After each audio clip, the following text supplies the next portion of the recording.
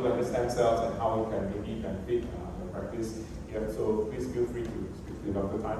Yeah. So next in line, we would like to invite Dr. Xanya Sofra.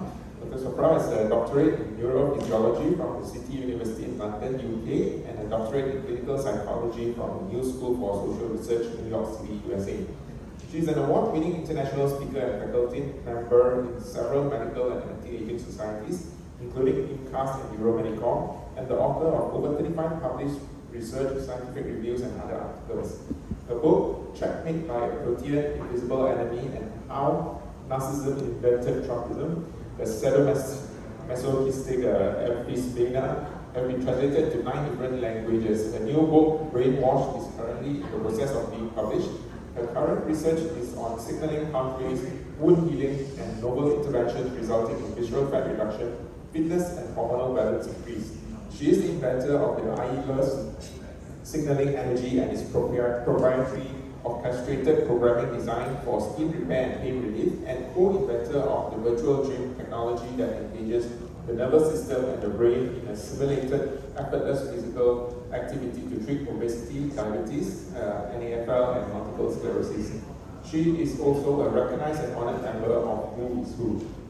Thank you, Dr. Tan. That was a wonderful introduction, long but very wonderful. Okay.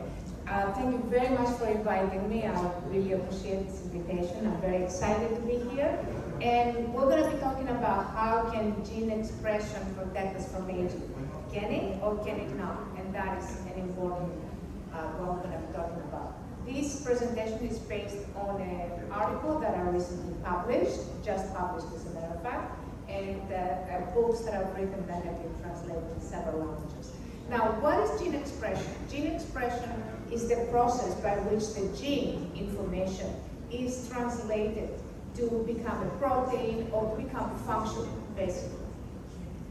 And what happens is that the cells detect signals that come from proteins, and those signals are transmitted into the interior of the cells, and then there is a downstream process that expresses the gene.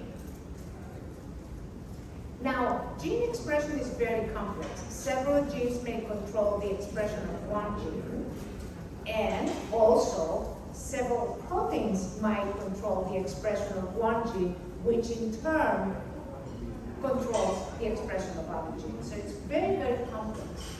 And gene expression is regulated by genetic effects, but also environmental effects. There is an interaction of gene expression and environmental events. Now, for example, you see here 2 identical twins. One of them is a smoker, the other one is not. The smoker twin, the genes that she has expressed, make her look older than the identical twin who is not a smoker. And what else expresses gene obesity? Every time you put on weight, you're expressing genes. Every time your BMI is increasing or decreasing, you're expressing genes. So weight loss, weight gain, all of these processes express genes. Now, is gene expression a good thing? Yes, maybe, or maybe not, because, for example, all the genes with harmful mutations can lead to very serious disorders. And are they just good, or they're good and bad? Most genes are good and bad. This is what you have to understand. This is what basically the presentation is about today. It's, for example, the PBMC gene has increases stress and decreases stress depending on different events inside the body and outside the body, environmental events. And now there is a new research that is trying to upregulate the antioxidant genes by manipulating hormonal levels and nutrition. And there are many differences between male and females. The females, mitochondria produce 50% less hydrogen, and the estrogens also activate the new growth factor kappa B, which is a signaling pathway that serves as a regulator of immunity. And You heard about telomeres. There's a lot of substances that, because the telomeres are at the end of the cells, and every time the cell regenerates, the telomeres get shortened with age. So the simple assumption has been, well, okay, let's have longer telomeres. Well, it doesn't work that well, because, for example, the longer telomeres are not associated with delayed aging. People that have a mutation in the Ph.D gene that gives them longer telomeres, in fact, they have many dangers, and there's a study that 15 out of 17 subjects had malignancies like blood cancer, skin melanoma, and thyroid cancer. Now, longevity and vitrectomy is very important because it's basically the genetic editing events that it's about 150 editing events that are related with aging. And now we have the genome editing that basically you can correct the genome to control certain genetic disorders. However, there are many, many ethical considerations, and you're not allowed to do it on everything, only on specific genes that are related to that particular disorder, and only when the genetic modification is conducted under a stringent set of ethical principles. Now, there are genes that are associated with longevity. They actually exist, and they are the APOD, the F4X03, the CETP genes. There is several longevity genes that include a lot of kind of names that we won't recognize, like SABD196, F44E5, and so on and so forth. I won't tire you with all this. Now, a lot of lasers companies, they have heard this gene expression, and they have used gene expression as a buzzword. But let's look a little bit more closely at what they're producing. So there is a study, actually a few studies that they produced. It was associated with a BPL. And what happens, they did not find any longevity genes per se, and they did not even find collagen, but they found certain genes which, however, have dual effects, and we'll see which ones they are. One of them that they're touting is the rejuvenation gene. That's the CMPSDE24. It's associated with the mutation of lamin A that gives you progeria, which is early aging. However, overexpression of the same gene is associated with inflammation. So it is possible that because their treatment includes heat, that there was more inflammation, temporary inflammation, that increased the expression of that gene. So it might be an artifact, in other words, and not rejuvenation per se. There are other genes that they looked at, IGF-1 receptor, which also, when it's overexpressed, it creates malignancies. And its opposite, the IGF-4 inhibitor of growth factor. And they looked at EIF4G1, that gene is associated with Parkinson's. I'm not sure whether they included it. Also it can cause a problem that is related to cancer and worsening malignancies. Now, the Mil-Mix gene is associated with leukemia. The MOV gene 10 is associated with very good things like viral activity, neurotransmitters, and very good things. However, it's also associated with cancer. So all of these genes have good effects and bad effects. And you don't want to overexpress a gene because then you're going to have negative effects. So it's a very tricky situation. When you hear gene expression, do not get too excited because it could be a good thing, but it could be a bad thing. So we're not there yet. All trauma is associated with gene expression in the first place. So, and gene expression, that's a very interesting point and very interesting to remember. The same genes that are good at a younger age are actually deleterious at an older age. Now, exercise. Exercise expresses over 311 genes. So exercise is something that expresses inflammatory genes to start with because of the effort, and then at the rest it expresses anti-inflammatory genes. So what do you see here? You see a balance, a genetic balance. So you express genes and you express other genes that give you a genetic balance, and that is the important thing. We have effortless exercise that there have been experiments on DNA and RNA, and they found that after only 30 days, there was rapid hypertrophy that was found associated, and with an increase of 250% of the RNA. There's a lot of these studies, and they're all done in London University. Now, what else causes gene expression? Resonance. Resonance causes gene expression. So every time you have a resonating module, then you're gonna stimulate and activate signaling pathways, and then there will be a gene expression. And there is also coordinated activity of different signaling pathways that again that create different gene expressions.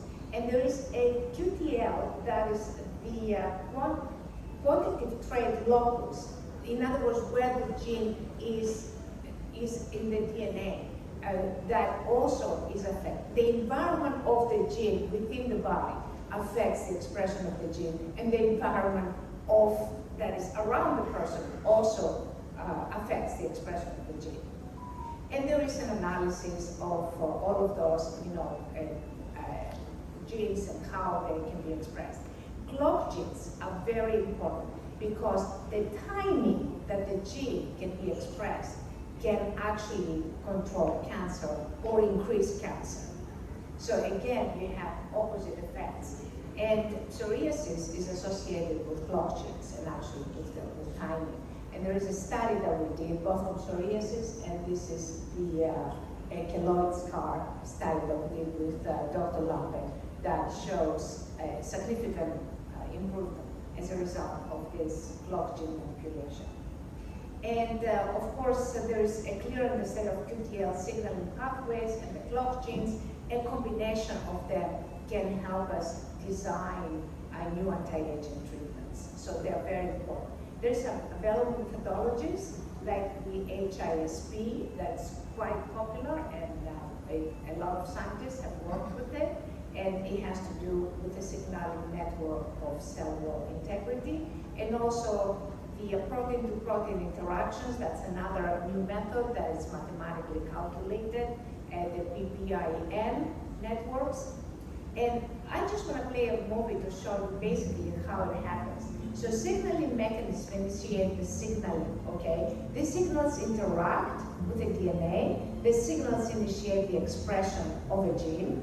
That gene comes, it affects it's going to go to create the protein. How that's happening is going to be through transcription and the translation of that gene. That you see, so much is involved here. It's not just one gene and that's it. Everything is interacting. And now how the DNA becomes mRNA, the mRNA goes into the cytoplasm, and it starts kind of triggering the amino acids, and the amino acids are connected to make a protein, which is like a necklace with beads kind of thing. And with this, I would like to end this lecture. I'm gonna continue with the next one unless you have any questions. Pretty heavy subject, I understand. Yeah, oh, good. Thank you. This is my understanding. There are so many old people that has a kind of mitochondrial dysfunction. Yes. And we know that our energy, ATP, is being produced in these quite small organelles, mitochondria. And mitochondria itself has its own DNA. Is that right? Okay. And in the cell, there are also nucleus, and we have the so-called nuclear DNA. Okay. So, as far as I understand it, there should be harmonious communication or good communication between nuclear DNA and mitochondrial DNA. And in the older people, the signaling pathway mostly is not in a good condition anymore. Right. So, what your comments and suggestions how to tackle this problem? Thanks. Okay, so the answer is that we're still struggling to do that, okay? There's no magic here involved. But what you said about, the key word is harmony. And aging is disharmony, basically, okay? Pretty much. And inflammation. And the signaling pathway has been interrupted. So if we start looking at genetic harmony, you know, that not overexpression, moderation within the gene expression, that expresses the genes but without overexpressing them, because overexpression is going to lead to cancers and deleterious consequences. And how do you do that? You can do that through resonance. Now there is a lot of techniques that basically use resonance to fold proteins. So when you have, say, radio frequency that basically denatures or unfolds the proteins, you can have certain technologies that are utilized to fold proteins.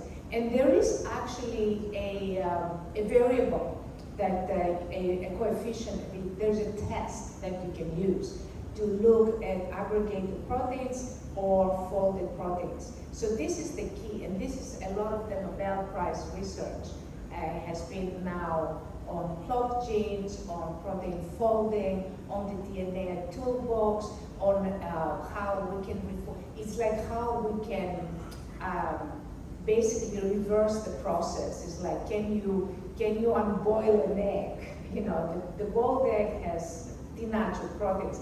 Can you fold the proteins, can make the egg unboiled? And the answer is yes, but it's not that we have people who can do that like routinely. You know, it's still a process, it's a new science. So I want to caution you about being too excited about it. Yes? You say about expressions and overexpressions. How do you define that? Overexpression of DNA and what is expression of the gene? What we mean by expression, we mean that a gene it doesn't do anything, just sits there, right? It's dormant, say. And what expression of the gene is that this gene, other genes or other proteins are getting this gene to become functional. It's like a sperm that eventually will become a person, okay? But it's a process that happens. So there's different components. There's proteins, there's other genes that are involved, there is that, and the environment, events in the environment. Like trauma will always produce gene expression. Getting old, getting fat, getting sleep, all of that is going to produce gene expression, just about everything. So you say about the frequency. What kind of frequency you are talking about that actually can switch? I don't know whether you're talking about switch on or switch off the gene. I didn't speak about frequencies. You say frequency can resonance. Resonance, right? Okay, resonance is very different than frequency. Yeah. Resonance. So what kind of resonance you mean? Is it you are talking about? What's resonance? What resonance? Is it a method or is it a way? You know, resonance is something that you see in nature all the time. When you have two frequencies that are basically are similar, then they can add onto each other. But a resonance can be expressed like when a boat crosses an ocean or a lake and creates a wave, and that wave creates another wave and a bigger wave. This is like an addition because water plus water makes bigger water. Right. But if you had water plus oil, it would make and there's no resonance. So you can have two waveforms that basically add on each other and make a louder effect or a more pronounced effect, if you like. Or you can have two waveforms that are added and they nullify each other.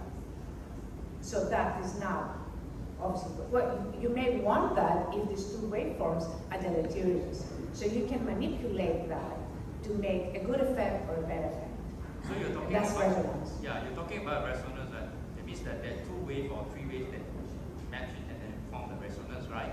So we are talking about what kind of resonance you are talking about that actually can help.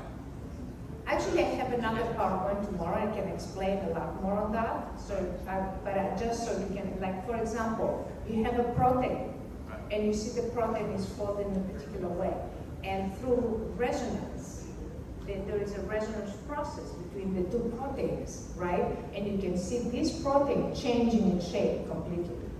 So you can use, you know, like a different a mechanism. Let's put it that way: a machine or a mechanism that we can refold the protein or change the protein shape to make it functional. I have another PowerPoint that has pictures that you can see much more, like, and I can also send it to you. You can give me your information, I can send it to you if you're interested.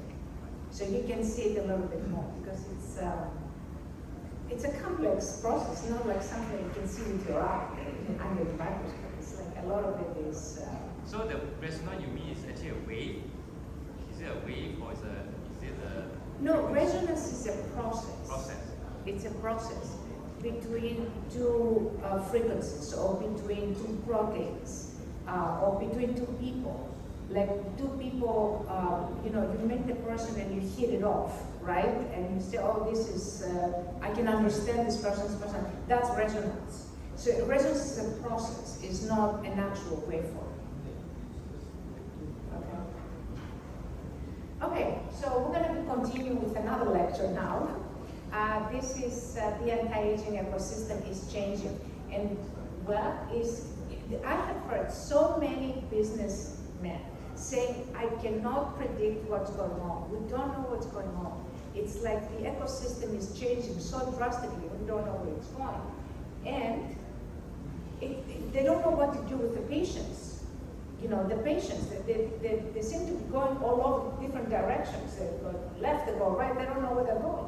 And some are still coming and they're happy with the procedures, but others have started coming less and less, and some of them have completely disappeared because they don't feel they're getting what they need.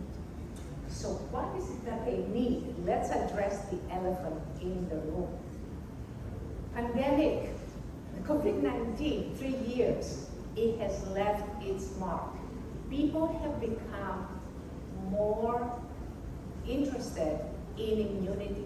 What we learned from COVID-19 is that COVID-19 interferes with the innate with the adaptive immune system, okay? So the adaptive immune system is the system that kills the virus. Now, because it interferes with that, and it interferes with the interference that are related to that process, as a result of that, you don't have a, you basically get ill. And then the cytokines come in, and then you have the cytokine storm and you die. So what happens is that people that have a better immune system have better interference, and therefore they can deal with the virus better. So we learned that the immune system is key. Health is key. And beauty and immunity go hand in hand. Actually, there is a study that revealed that very pretty people have better immune systems. We don't know why. So the opposite can be good. If we can increase the immunity of people, we can increase beauty. We can increase anti-aging. And basically, the essential ally of skin beauty, fitness, and body health is immunity. So we need to focus on the immunity. People that are Chinese know that for millions of for hundreds of years, they know how important the immune system is. So a lot of clinics, basically, they're still giving treatments about beauty and about slimming. And they don't realize that these things are standing on the crumbles because it has crumbled. The COVID-19 has really crumbled this beauty concept. And at the foreground, you know, you can still say, yeah, I want to look beautiful, I want to look this, I want to look that. But in the background, they start thinking, oh my God, what's going to happen? I have to be healthier. So health has become a concern that people have. And this is why they mean, if you just do beauty, they won't stay with you. And because of the life preservation concept, basically. So the health has broken that path to beauty. And you see health is all the way up there, and beauty, there's a schism now. People do not go there. There is a detour, and the detour is towards health. Now, pre-pandemic was the collagen era, okay? So you had the marketing on this side, and then you have the reality. I mean, you have a little bit of difference, but you don't become like Angelina Jolie or anything, okay? Now, the other thing is that collagen, if you think about it, is 1 out of 100,000 proteins in the human body. Of course, protein means, it comes from the word colla, it's a Greek word, and it means glue. So it basically glues things together, that's what it does, okay? So, and it makes about 25 to 35% of our whole body protein, but we cannot ignore the rest. There's about 75 to 65% of other proteins, okay, that without which collagen cannot function in the first place. So anti-aging medicine has focused on collagen and is ignoring everything else. So it's time now that we change that if we want to produce health. And RF is a known fact that denatures proteins, okay? This is a normal protein on the back, and this is a denatured protein. And denatured proteins are dysfunctional. That's what we were talking about before, that we need the resonance to kind of fold them back together. Otherwise, they're dysfunctional, they're not doing anything. And this is a renaturation of what we can do through resonance. And this is basically a functional protein, and this is a denatured protein in the middle. Heat will have a natural protein. Now, with lasers, continuous laser treatment, what you're going to have is sometimes the granzyme B will increase, and that is associated with apoptosis. So eventually, it will create inflammation and premature skin aging. And let's now very important, okay? And you're not going to like what I'm going to tell you now, but I'll say, because truth, most laser and RF studies are only looking at the positive. Like the gene expression study from the BBL, they were only looking at the positive effects of their genes, but not the negative effects. Same thing, most of them are basically only tell you what is good. They don't tell you what is bad. And this is an interesting kind of science test. And you have 4 cards, okay? A, B, 1, and 2. And the statement says, behind card A, there is always the number 1. And you then have to turn 2 cards to prove if the statement is true or false. And most people, what do? They turn card A and number 1. And that's wrong, because the statement does not say behind number 1 there is A. It states that behind A is number 1. So budget B is irrelevant anyway. And so the only card that you have to turn is 2.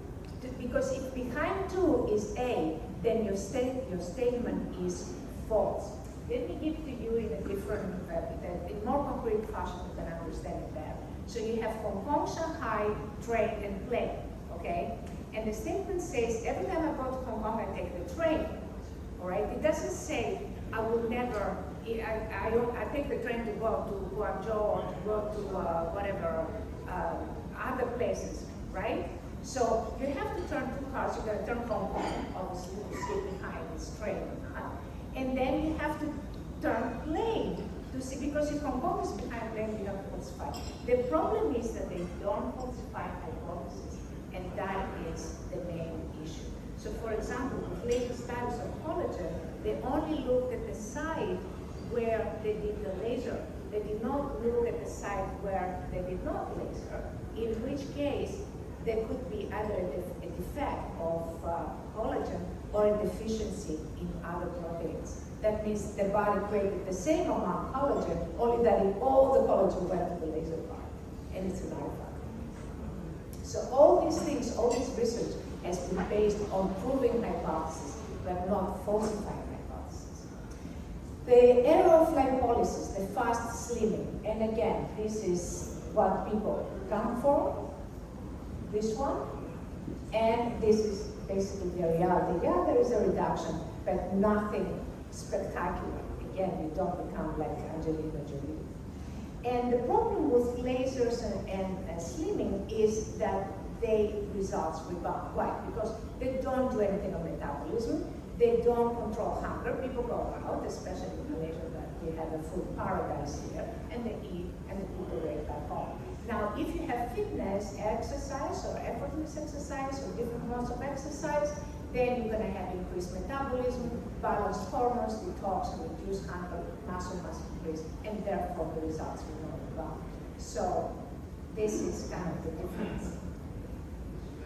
Now, we also talk about burning fat with lasers, right? Okay, the problem is that the fat is not nicely set above the muscle, all right? It basically invades the muscle, invades your fatty liver as well. And that's why you get the fatty liver, because you have fat in there, okay? So it invades the muscle. So when you say I'm burning fat, are you actually saying that I'm also burning muscle? So these are things that you have to start thinking. Now, the other thing is, laser and RF lipolysis, what happens is that it discriminately releases fat, okay? And if it's too much fat, it can clog to others. If you're older, if you're younger, nothing happens. But when you're older, you need to start thinking about it. Without exercise, that would actually, the body will help you detox, then you cannot actually get anywhere. And what is visceral fat? Visceral fat is the main reason why people die. It's one of the main causes of most diseases. Well, basically, this is the shape of death, okay? It's death by visceral fat. And the problem with this RF just does not, there are no studies on RF that are controlled well with just some advertising things. There are some studies with laser that combine with exercise that they claim to have reduced visceral fat, but you don't have to use the laser or the exercise, and a lot of the studies were never replicated. So anti-aging medicine has to focus on the elephant in the room, and the elephant in the room is health, not just looking good. And besides, you cannot look good if you're not healthy in the first place. But the problem is that these concepts have been with us for so long that changing is very, very difficult. So the older the system, the more difficult it is to change. So we keep going round and round and round, doing the same old thing, and we don't understand how it can change. So what we have to do is either we're going to follow trends, follow everybody else, or we're going to be pioneers. And there is an excitement and a very rewarding feeling when you are a pioneer. I'm almost done. I only have a couple more slides. Now, we have to think outside the box. And when we meet, we should not we should problem solve, not just vent about problems. Einstein said, don't just think about the box, get rid of the box. And how do we do that? Through the eye of the imagination. And the eye of the imagination does have the best view. Now, we don't want to just name our clinic health clinic. Okay, this is what people do. Oh, I'm just going to put health clinic, and then do the same old thing. You have to educate your clients and create health, fitness, and immunity boost treatments. And that's when you're going to get your clients back. So this is kind of my recommendation. Back to balance, integrated health, fitness, well-being, practice healthcare. That is the important thing, and that will get you your clients back and more clients. And there is, other people will do it. So you have competition. You gotta do it first, otherwise that window will close. And this is just, again, the books that are published. I'm sorry, I keep boring you with my accomplishments. There's a lot of articles I've written up to, over 35 articles. And with that, I would like to complete the lecture. And if you have any questions, please get in touch with me at science@ielios.com, and I will answer your questions also. Any questions? Yes? Back to the nature protein. I think it's about the same with misfolded protein. Is that right? Say that again, I'm sorry. You mentioned in one of your slides about denatured protein. I think it's about the same with misfolded protein. Unfolded, yeah. Unfolded protein, yeah. Yeah. Denatured is unfolded, natural is folded. Okay. Can you use intermittent fasting and autophagy Yes, to yes, get rid of it? yes. Actually, yes. The very good mentioned it. Actually, the article I wrote another article that I just published. And I was looking at, the gene expression actually does happen with the intermittent fasting. You are expressing genes. So that is something that is extremely useful. I don't know about folding proteins, there's no research on that, but there is research that shows that you do express genes that are good genes, that are healthy genes, that improve your health. Recently, there have been developed in the market certain algorithms to measure the so-called biological age. Right. One of them are using epigenetic aging clock. That's right. What's your comment and view on that? Okay, all right. This is what I was talking about, the genetic, there are a lot of ethical considerations on that, because a lot of things can go wrong, especially when you start interfering with genes and try to kind of do editing, genetic editing. So right now, the way I understand it, the only ethical procedure is when you do the DNA, the specific DNA that is associated to a genetic disorder, and only there, but not start kind of doing it with genes for beauty and anti-aging and things like that. So we're not at that level yet. So I don't think we need to if we start getting too aggressive in this particular area, it could lead to several disasters, right? Because so many things can go wrong. It's not just one thing. There is one correct solution and billions of incorrect solutions. So most likely, if we do something, we're going to be in the incorrect range rather than the correct range. So that is something that I believe we have to be extremely cautious and very ethical about it, rather than say, oh, well, I can do this. I think we have to be very careful. Just curious, in one of your slides you also mentioned about longevity genes, if I'm not mistaken, Right. FOXO and ApoE4. As far as I understand, that ApoE4 is more related on Alzheimer's disease, and SIF2 127 is more related to longevity genes. Yeah. Okay.